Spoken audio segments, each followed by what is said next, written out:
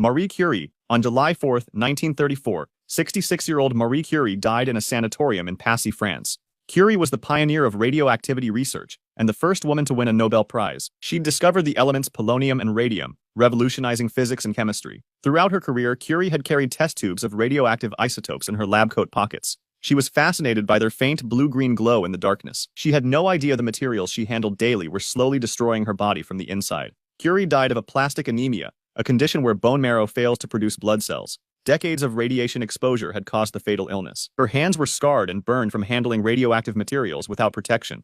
The danger didn't end with her death. Curie's research was so contaminated that her original laboratory notebooks remain stored in lead-lined boxes to this day. Researchers who want to view her handwritten notes must wear protective suits and sign liability waivers. The pages of her journals still emit dangerous levels of radiation, nearly a century after her death. Marie Curie's groundbreaking work killed her, and her research materials will remain deadly for another 1,500 years. Nikola Tesla. On January 7, 1943, 86-year-old Nikola Tesla was found dead in room 3327 of the New Yorker Hotel in Manhattan. Tesla had designed the alternating current electrical system that powered the modern world. Despite his revolutionary contributions to technology, he died completely alone and penniless. Tesla had become increasingly eccentric in his final years. He developed an obsession with feeding New York City's pigeons, spending what little money he had on birdseed. He claimed to have a special relationship with one specific white pigeon. Tesla insisted this particular bird would visit him in his hotel room. He said the pigeon had eyes that glowed with a blinding, brilliant light.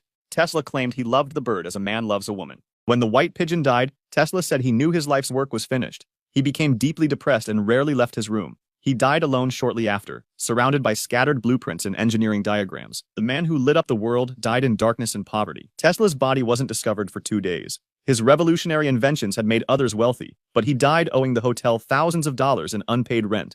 Thomas Edison. On October 18, 1931, 84-year-old Thomas Edison died at his home in West Orange, New Jersey.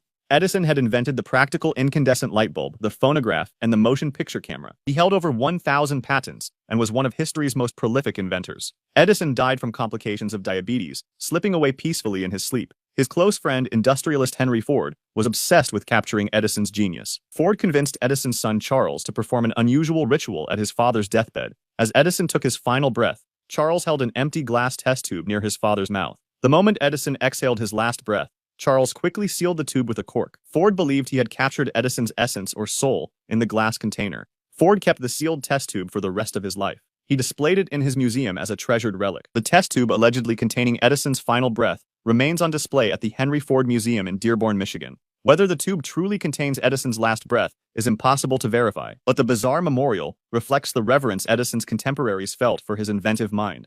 Alexander Graham Bell. On August 2, 1922, 75-year-old Alexander Graham Bell died at his private estate in Beanbrig, Nova Scotia. Bell had invented the telephone, fundamentally transforming human communication. He died from complications related to diabetes after a long illness. Bell's funeral was planned as a simple private affair. However, the telephone companies of North America decided to honor the inventor with an unprecedented tribute. They organized a moment of coordinated silence across the entire continent. At 6:25 p.m. Eastern Time on August 4, 1922, during Bell's burial, every telephone in North America fell silent. An estimated 14 million telephone devices were simultaneously disconnected for 1 full minute. No calls could be placed or received anywhere in the United States or Canada. Switchboard operators across 2 countries stopped working at the exact same moment. The massive telephone network that Bell had created went completely quiet. The silence represented millions of conversations interrupted to honor the man who made them possible. After 60 seconds, service resumed and the continent reconnected. The synchronized silence remains one of the most remarkable tributes ever paid to an inventor. The man who connected humanity with his voice died in absolute reverential quiet. Louis Slotin. On May 30, 1946, 35-year-old Louis Slotin died in Los Alamos, New Mexico. Slotin was a brilliant physicist working on the Manhattan Project. He'd been conducting extremely dangerous experiments with plutonium cores, work his colleagues called tickling the dragon's tail. On May 21st, Slotin was demonstrating a criticality experiment to colleagues. He held 2 halves of a beryllium sphere around a core of weapons-grade plutonium. The only thing preventing a chain reaction was a simple flathead screwdriver wedged between the hemispheres. The screwdriver slipped.